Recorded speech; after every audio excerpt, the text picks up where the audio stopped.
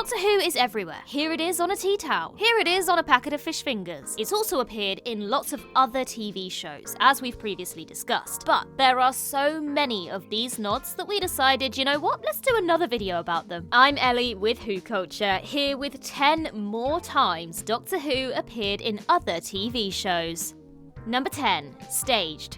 The Zoom comedy Staged features a very obvious Doctor Who connection in the shape of the former and current Doctor Who star David Tennant in a leading role. But hey, any time spent talking about DT is time well spent, eh? An utter gem of pandemic-era TV, the show features Tennant and fellow actor Michael Sheen as fictionalized versions of themselves. Over various Zoom calls, the grumpy thespians attempt to rehearse for an upcoming play, only to massively get on each other's nerves. It's a fantastic show, and one that inevitably talks about Doctor Who quite a lot. In one argument, moderated by Whoopi Goldberg of all people, Tennant screams, "I'm Doctor Who!" only for Sheen to reply, "Not anymore, baby." Well, after the power of the Doctor, joke's on him. But then there's also this cool detail from the first series, which only the most dedicated of viewers managed to spot the first time around. While Tennant is on the phone in his garden, a miniature TARDIS is visible just behind him, hidden among some trees. Now, just to be clear, Tennant did later confirm that it wasn't a real Doctor Who prop that he stole from the set, but it had been built by the step-grandfather of his children so that they could play in it. I want one too, please. Number 9. Supernatural. Back in the day when Tumblr ruled the internet, the Super Wholock fandom was one of the most popular and thirsty groups online. Now that name comes from the 3 shows that members of that fandom were obsessed with: Supernatural, Doctor Who, and Sherlock. Now since we've already mentioned Sherlock in a previous list, it's time to give the Winchester brothers their time to shine. The demon-slaying, angel-meeting exploits of Sam and Dean enthralled audiences between 2005 and 2020, and the show still has a strong following to this very day. The showrunners were clearly aware of the crossover between their fans and Whovians, as they snuck a bunch of references to Doctor Who into their work. In the season 2 episode Night Shifter, Ronald Resnick holds up a copy of 14 Times, a magazine dedicated to the paranormal. And on the cover is a Cyberman, which hopefully don't exist in the supernatural world because they have enough on their plates already. 5 seasons later, the brothers encounter a werewolf-like creature based on mythical foxes from Japanese folklore. The human alias of this creature? Amy Pond. I mean, it doesn't get much clearer than that, does it? There's no hiding where that reference came from. Number 8. Holby City.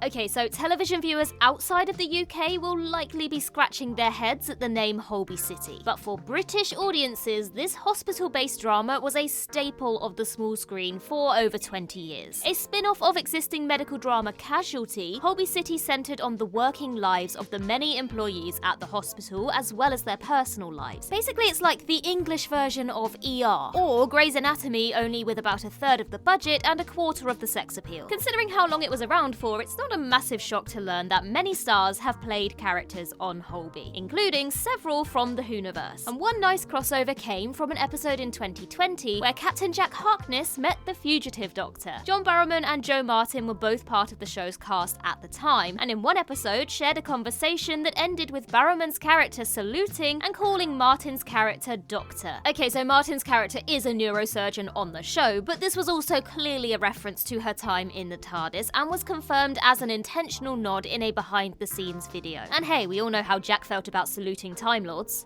Number 7. Queer as Folk. Anyone who's heard of the cult classic 90s series Queer as Folk won't be surprised that it contains nods to Doctor Who, as it was the brainchild of future showrunner and the great resurrector Russell T Davies. Centering around 3 gay men living in Manchester, the show explored the city's queer scene, and while hardly a ratings juggernaut at the time, it is now considered somewhat of a forerunner of modern LGBTQ+ TV. Vince Tyler, the character played by Craig Kelly, not only shares his surname with a future Davis-era companion, but he's also a giant Doctor Who nerd. Projecting much there, Russell? He makes numerous references to the show throughout Queer as Folk, including getting his long-suffering friend Stuart to name all the Doctor actors in order, except Paul McGann, who apparently doesn't count.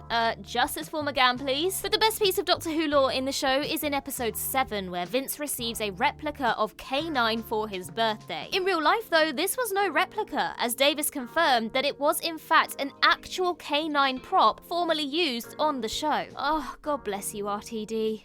Number 6. Arthur. And I say, hey, what a wonderful kind of day to talk about the beloved children's animated show Arthur. I have just been transported back to childhood, having listened to that theme tune for the first time in many, many, many years, and it did not disappoint. Premiering on PBS in 1996 and running for a massive 253 episodes until 2022, Arthur gained a reputation for being one of the nicest, friendliest shows on TV, teaching kids everything they needed to know to make it through their young lives. So naturally, part of that education included seminal British sci-fi shows. In 2019, an episode of the show aired called DW and Doctor Who's It, in which Arthur's little sister became obsessed with a TV show about an alien who travels in time in a mailbox and carries a radioactive spanner. I wonder where they got that idea from. The premise of the episode is that everyone has heard of Doctor Who's It except for DW, who is too young to watch. The population of Elwood City is shown to be enamored with the program, and characters are even heard quoting one of its catchphrases. Egad, the Doctor has flibbered. Hang on a minute. DW has the same initials as Doctor Who. Has Arthur's sister been a time lady this entire time? Ooh, the plot thickens. Number 5, The Boys. As it turns out, Supernatural showrunner Eric Kripke must be a massive Doctor Who fan, as he's also snuck nods to the show into another of his hit programs, The Boys. Based on the comic book series of the same name, The Boys takes place in a world where superheroes are marketed like celebrities, which engorges their egos to the point where they will do utterly awful things because they know they can get away with it. It's up to a team of non-supes led by the fabulously foul-mouthed Billy Butcher to stop them. In Season 2, Episode 3, the good guys, which is a relative term, are travelling via boat when they're attacked by a swarm of sharks controlled by Aquaman ripoff The Deep. In this scene, Frenchie is wearing a t-shirt with a cat design on the front of it. But that's not just any old cat, it's a feline version of Jodie Whittaker's 13th Doctor. As discovered by Radio Times, this same shirt was even available to buy online at the time. Now you may think that you're a Doctor Who superfan, but have you ever worn a cat-based Who t-shirt while fighting off man-eating sharks? I didn't think so.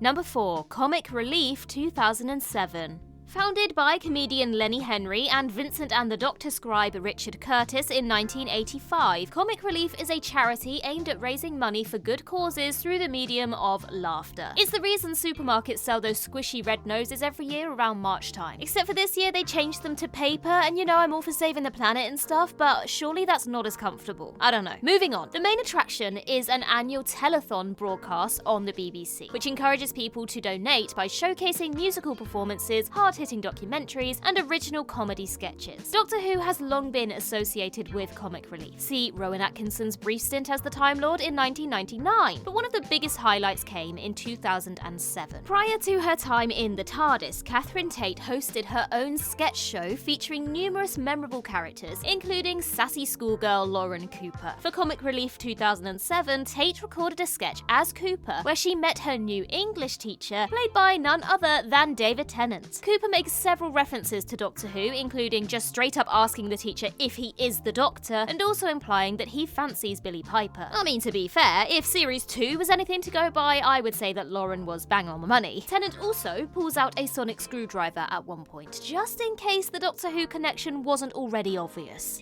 Number 3, Sesame Street.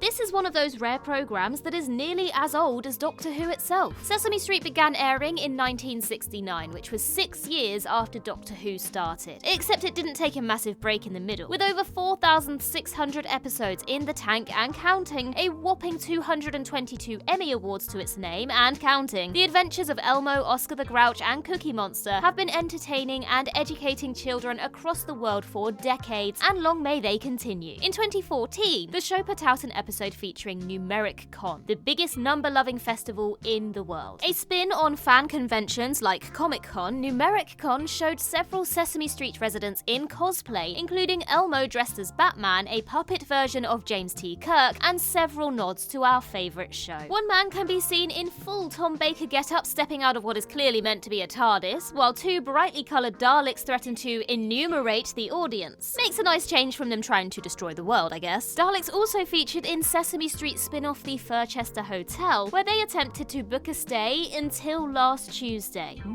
Wibbly wobbly indeed. Number 2, Good Omens 2. Not only is this list double Tennant, it's double Tennant and double Sheen. You lucky lot. The Scotsman and the Welshman starred together in the Amazon Studios adaptation of Terry Pratchett and Neil Gaiman's Good Omens, with Sheen as the angel Aziraphale and Tennant as the demon Crowley. These unlikely pals must work together to prevent the coming of the Antichrist, whilst also dodging the combined forces of heaven and hell, who are both out to get them. No pressure then. After a highly successful first season in 2019, Good Omens returned in 2023 for round 2, and this season was stuffed with references to Tennant's side hustle as a time traveller. There's a special container shaped like a fly that's bigger on the inside. Where have I heard that before? And a scene where Aziraphale listens to Moonlight Serenade by Glenn Miller, a song that's heard several times in the 9th Doctor story, The Empty Child and the Doctor Dances. There's also a blatant mention of a Doctor Who annual, and another obvious nod where Crowley briefly dons a fez, which sent Twitter into a total meltdown. Now we just need Matt Smith to wear some OG 3D glasses and the cycle will be complete. Number 1. Family Guy. Now, our previous list on this same topic featured Seth MacFarlane's animated ode to vulgarity, but don't worry, this entry isn't a rerun of the last one. We wouldn't cheat you like that. What we didn't mention last time was that Doctor Who made quite a prominent appearance during a special episode of Family Guy from 2007, one that weirdly parodied another long-running sci-fi franchise. Blue Harvest not only served as Family Guy's season 6 premiere, but also the first in the Laugh It Up Fuzzball trilogy, a retelling of the original 3 Star Wars films featuring Chris as Luke Skywalker, Peter as Han Solo, and Meg as... oh, she wasn't really in it. Poor Meg. During a sequence where the Millennium Falcon jumps to light speed, Peter/Han Solo remarks how freaky travelling at hyperspeed looks. Cut to his view of the window and up pops the classic Doctor Who intro sequence, complete with the old version of the theme. Okay, so granted, seeing a giant image of Tom Baker's face is hardly subtle, but it was an appreciated and very, very unexpected reference all the same.